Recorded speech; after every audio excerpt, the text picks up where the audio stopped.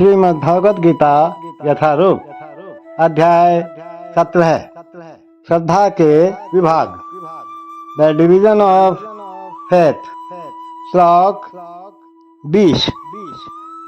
इस श्लोक में भगवान अर्जुन को और अर्जुन के माध्यम से हम सबको बताना चाहते हैं कि देखो दान भी 3 प्रकार के होते हैं। तो भगवान यहाँ बता रहे हैं कि सात्विक दान किसे कहते हैं। तो सुनिए श्लोक 20। दातव्यमिति यद्दानं दीयते अनुपकारिणे देशे काले च पात्रे च तद्दानं सात्विकं स्मृतम्। एक बार पुनः सुने। दातव्यमिति यद्दानं दीयते अनुपकारिणे देशे काले च पात्रे च तद्दानं सात्विकं स्मृतम्।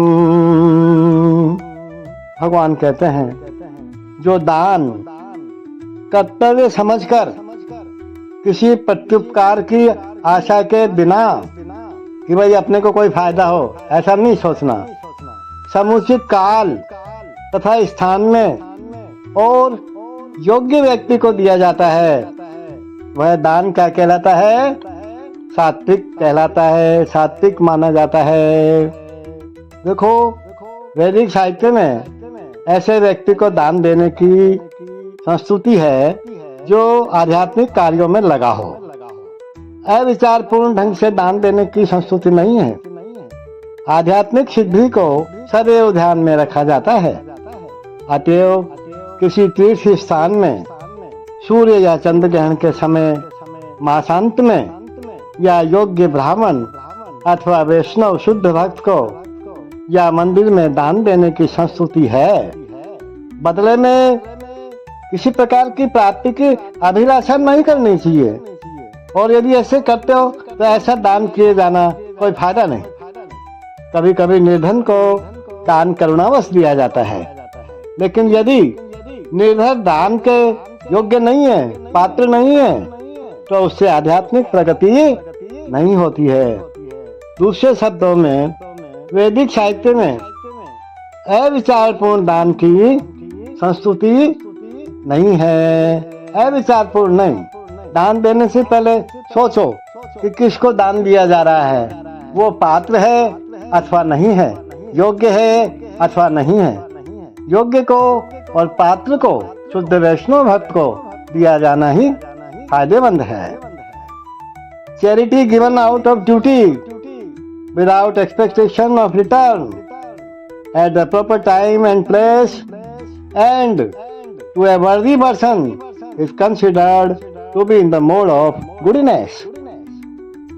See, in the Vedic literature, charity given to a person engaged in spiritual activities is recommended.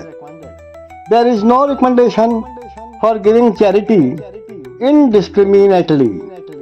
Spiritually, perfection is always a consideration. Therefore, charity is recommended to be given at a place of pilgrimage and at lunar or solar eclipses or at the end of the month, or to a qualified Brahman or a Vaishnav devotee, or in temples. Such charities should be given without any consideration of return. There should be no consideration for getting any type of return. Charity to the poor is sometimes given out of compassion.